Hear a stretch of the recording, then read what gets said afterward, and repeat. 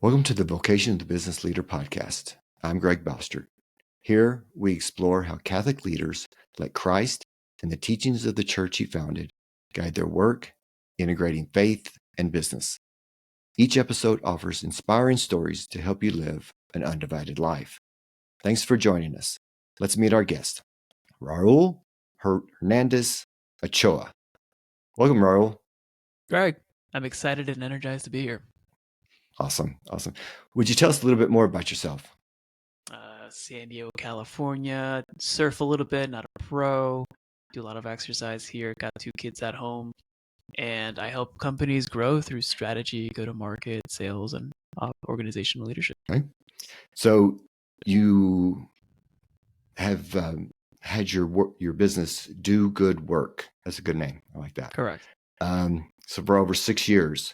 So what was the journey to starting your business? Probably have to go over, if it's 2024, maybe 12 years ago. I was in incubators, launching startups, testing startups, all the way till 2015, where I was trying to start a software company that turned into a marketing agency, and partnering with a friend from Brooklyn, New York, who we never met until we met remotely in Skype days, if you still remember that. Started a company, New York based, started serving clients and growing. And like, you know what, if we're going to need to go to the next level, we need to be managers versus doers. And that didn't feel right for me at the time. I really loved the work and diving deep and actually cutting my teeth. So I left and supported other agencies in Scale and Grow Online. And through the online space, I was exposed to mergers, acquisitions, to being in leadership within 3 months of being in an agency. And I think through God's providence, I've been able to work with very prominent thought leaders in the online space, and just seeing some of the most popular offers in the internet market, and work behind the scenes there and working in scaling agencies. And then a mentor at the time told me, hey, you should write down what you did to help scale agencies and businesses. I'm like, why should I write it down? It's like, you should write it down. I'm like, okay, so that became the book. And then from there, I leveraged that and worked with other agencies and business owners and offers to help them grow and experience success at a different level. Cool. So what you're doing is a very highly competitive industry. So how do you maintain your ethical standards while staying competitive? I don't think it's very hard to be ethical, because if you do the right thing, everything's going to work out for you. I was talking to another mentor of mine, and he was mentioning that when you're at the top and you're scaling, you're growing, you can only stay there if you're the right kind of person. And I've seen this firsthand. I've had clients or people that would want to be clients that were doing, I think they were doing like $200,000 or $300,000 a month. They wanted to get to $1 million a month. We were chatting, and I wasn't treated well, and I didn't like that experience. And fast forward, their business is now not doing very well because of like bad business decisions, market conditions, etc. Not making a judgment call, but also like, you got to be the right kind of person if you want to get the right kind of results. So I think it kind of comes hand in hand. Like, you can't get and stay at a certain level of success without being ethical. And I don't think there's anywhere around that in my view, really. Yeah. So do you have employees? There's supports from the agency days of and building in-house teams. Been able to support and work with a lot of people and be responsible for up to 70 people at one time. So taking a breather from that, I like running solo. But it ebbs and flows. Maybe you never know, next year you'll see me with another team. Yeah. So share with us a little bit about your faith journey and how your faith has shaped you. Yeah, the majority of it was when I was dating my wife. Without knowing it, she gave me this book, like Discernment, from Gallagher, and that completely changed my life with Christmas. I think she gave it to me literally 10 years ago, maybe more, but it was I think it was Christmas 24, could have been 23, Christmas 13 or 14. And I absorbed that because like, it's more about like, how do you know which decision to make in life and which direction to take. And that completely changed my life, to going to adoration as often as I could, daily mass as often as I could, to a church that had a relic from St. Faustina. And I didn't know that at the time, but for some reason, even to this day, like, I love that area. Why? St. Faustina, it's also my birthday, is her feast day. So I'm like, there could have been a connection there. So from there, just growing in my faith and my work, and just executing and trying to shape who I am every single day to show up as my best self, and stretching myself as much as I can, even through physical exercise or training for like a half Ironman, like stuff like that helps you really shape and discipline all areas of your life. So I see faith as an integral part of that, because in business and or whatever you do in life, really, like you have to believe that the future is already here and take actions towards that unseen future. If not, you're never going to take any risks. So there's an integral play with that as well. So you have your book. Did you write a book about the 5 pillars of heroic leadership, or did I get that mixed around? No, that's part of one of the books. Okay. I've written, I think, 3 or 4 books. They're mostly guides. They're not like 200 page books. They're practical guides that you can implement and start seeing results nearly immediately, because I don't like reading and then never implementing ideas. So what are those pillars? Heroic leadership. These are 5 pillars. This isn't for me to say that, because you'll see this, or if you're watching or whatever, like, who's this young guy? Why is he telling me how to be a leader or whatever? From helping multiple companies, over hundreds of companies at this point, working with hundreds of founders and even training thousands of people online remotely in paid programs, etc. The principles that I derive, because there's truth in the ecosystem. This isn't to say I discovered something new. No one does. But when you see different angles of that truth, this is my angle of that truth, of what does it take for a leader to be, for them to grow through fast growth-paced environments, and mostly remote and online. So the first thing is, and this is probably the most important, is the communication skill set, that a leader sets the tone and the direction for everything that they're doing, because everything that you think, say, and do as a leader is mimicked to the organization, especially if you're the cap and the team is capped by your intellect, by your vision, then literally everything that you say, do, and execute stops at you. But then we also need to be data-driven leaders. That's the second pillar, is that we make decisions based on numbers and data and make a strategic move depending on what it's actually telling us, versus emotion, which is simple to say in real time. When you're in the thick of it, when you're moving pretty quickly, when you're quote unquote putting out fires, you can get kind of lost with that. Another pillar is setting the tone and facilitating movement with the organization, because the key thing with every single team is that they have to know what to do and actually do it. You can see that I have a thing about information and action, removing the friction from those two things. Like, how do we remove the friction so that our team is being facilitated with the right resources, trainings, beliefs, which not a lot of people don't talk about, beliefs around the work, who they are, and how to execute. Because when you lead at a certain point, especially for small businesses, like if you have 20, 30, 40, 50, 70, 100 employees, like, you become a coach to your team. They look up to you, and like, some people can't handle that. Some people aren't built for that. But if you want to grow and do this effectively and maintain it over time, not just a 1-year sprint, not a 3-year sprint, not a 5-year sprint, but be consistent, you got to be that kind of person, which is going back to your original question. Like, you got to be the right kind of stuff in order to maintain the right kind of quality over time. It is an endurance race. Maybe that's why I like training for this stuff. Those are 3 out of the 5. I want to pause so that we can unpack that if you want to ask any questions before we dive into the other. I saw on your website about that you're doing a talk about that business leaders can be the biggest bottleneck in their business. Does that have to do with that they're not letting their employees flourish, and they're just controlling, or what is that, the bottleneck? There's so many ways to define the bottleneck. Specifically, the talk that you're referring to was around KPIs and like how you can be the limiter of a specific key performance indicator within the organization. But this also stems back to your nuanced question around, as a leader, you have to be self-aware of who you are and your limitations. Ego and blindness limits that. Sometimes it's willful ego, which is normal. Sometimes it's hubris, which I've seen and experienced.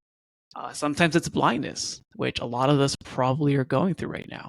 That we don't take the time to self-reflect. We don't take the time to sit down in a holy hour. We don't take the time to figure out who are we and where are we messed up and how do we fix that? Because that's work. And that's real deep work versus, the burning emergency billable hours if you're doing the hourly thing, or the client work, or my team's got this thing, or I'm traveling and speaking. Like, we always get quote unquote busy with motion, but we actually may be working slower. And we have to cut some of that quote unquote busy work to have a higher velocity and speed into the directions that we want to head into. So to answer your question, it's we either are limiting ourselves, we're limiting those we're working with, we're limiting in a core key process. And since I work directly with founders, even for like very successful and high, fast-paced growing companies, the organization is a mirror of how they think and work. And you really have to have a self-reflective view, which is fine. Like this is a beautiful part about business that it is a mini cosmo of your brain of how you execute and do, and like your vision for it, which is what it's about. Um, but that can also be negative. Like what if your I don't know your potential of thinking limits your potential of doing? Are you open enough to seeing outside ideas and perspectives for a bigger cap or a bigger way of thinking and doing things? That takes outside investment or new ideas or talking to a mentor or being in a different room or hiring different people. So it all stems from yourself, view of others. So there's multiple ways to answer that question, but that's well, I'll leave it for now. Have an informed execution, sort of like prudence. And so, could you dive more into that? Prudence is the number one word there, which when you're working in a fast-paced environment or you're working primarily remote, where you don't what is truth. You got to figure out what is actually happening, and sometimes you have pressures to make decisions quickly because of the circumstances. But you got to figure out, okay, what is actually happening here? What are the numbers saying? What are the people saying? What is the perspectives? And then being able to remove yourself from the situation and identify the core problem that's happening and being able to disassociate your personal perception and feelings around that core issue to really address what is actually going on. There was an interesting exercise that we did for one of the events that we were putting on for one of the teams that I helped support, that they had people show up in a room and then they classify them depending on their personality style. And then they didn't tell us what it was, but it was essentially breaking up the room on your disc profile. And people would be in different quadrants of the room, and you would be able to tell like your personality traits, how you communicate, how you'd like to be communicated, et cetera, et cetera. And the whole idea, the whole lesson from that exercise, which was pretty fun, it's like a whole hour lesson, was you need to know where your natural style is. But if you truly want to lead and move people and lead a movement or lead and support an organization, you need to be able to walk in between the quadrants. You need to be able to go to the center of the room and understand different perceptions, different personality styles, different ways of viewing the world, different views of how they view themselves, and move within the center. Doesn't mean you're going to stay there.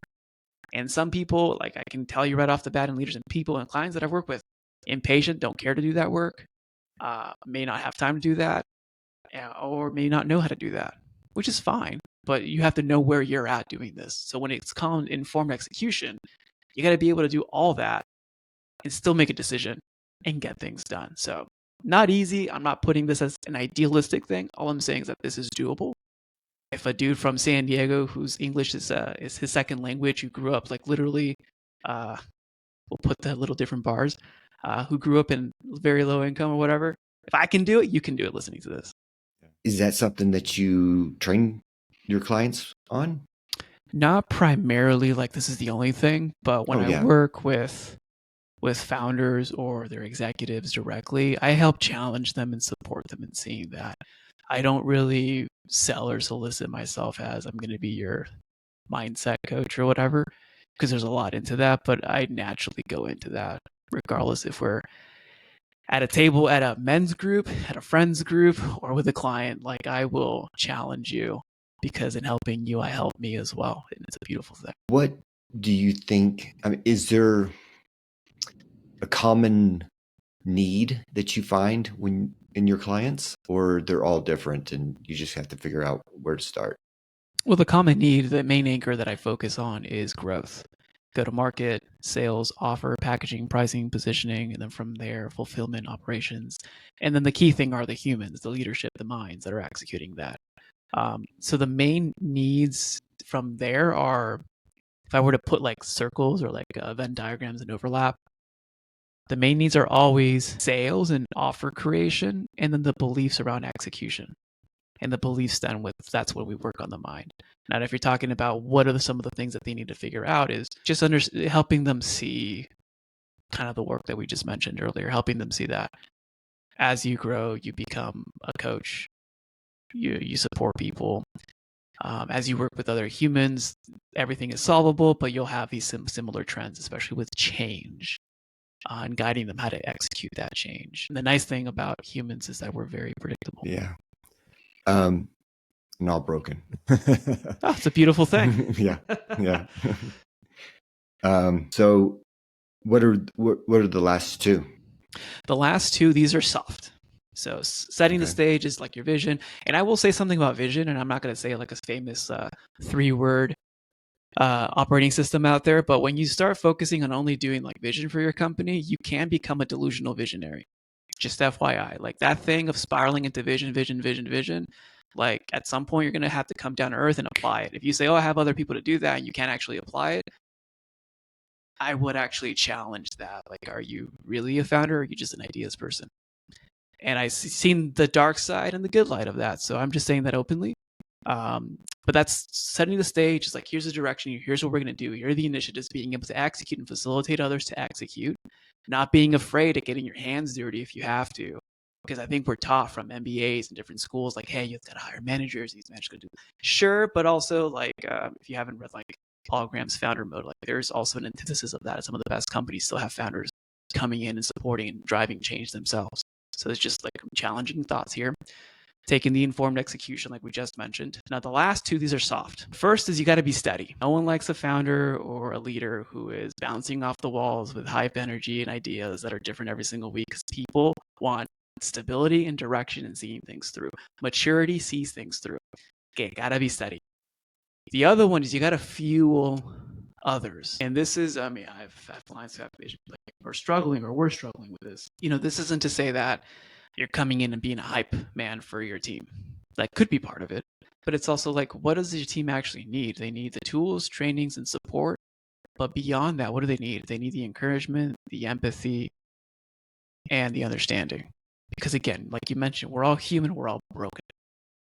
And the saying always is like, people don't leave a job, they leave a manager. And part of that is failing to fuel others correctly. And time again, even doing it myself, you can't throw money to solve a problem. Even if you make the bounty or the commission or whatever exuberantly high, I can guarantee you cannot just throw money at a problem like that. You actually got to be the right kind of person, do the right kind of things, and support other humans who are trying to do the same thing as you are. Get better. Yeah. What are some ways that culture of the company can make or break it? Oh, these are really open-ended, huge questions. Oh my gosh. All right, so yes. Let me give you a frame on that, because I actually talk about this in one of the frameworks that I use for sales and go-to-market and sales enablement. When I work with clients and we're working on, okay, who do you want to attract? What kind of clients do you really want to work with? Like, maybe they work with like 12 or 20 different industries. It's like, who do you want to work with? This actually is a culture question as well, because the culture has to align with the business model, and it has to align with the product or the market. So culture is actually the stem of that. It isn't the whole hypey, culture. We take Fridays off, Hawaiian Friday, like whatever that. Yeah, that's cute. The whole idea is like, how does a team behave? What are the frameworks that we make decisions, aka your values, and what are our beliefs? Because I've seen a good friend and former client, he changed the culture to fit the performance needs of the clients, where the culture became almost like a SWAT SEAL team, where they had to be like on point. It's like a performance culture. It's pretty freaking cool, but it's not for some people, right? So it's not for everyone. Yeah. But that matches their business model, which matches the clients and the expectations of the clients. So culture actually has to model all of those things together. It has to model, who am I actually serving, in what industry, niche, vertical, horizontal positioning? What is our product or service? What is the expectation of that? And what's our business model? And the team and the beliefs and the operations, because culture is essentially a set form of beliefs and how we behave, because beliefs drive behavior, and the values are your guardrails of how to do the stuff, make decisions. So if you say, what is culture influence? Well, culture is pretty much, if we're looking at a Thomistic approach here, culture is the freaking arrow that everything leads to. Because, you know, Thomas talks about that everything is arrows pointing to a direction and a goal and an outcome.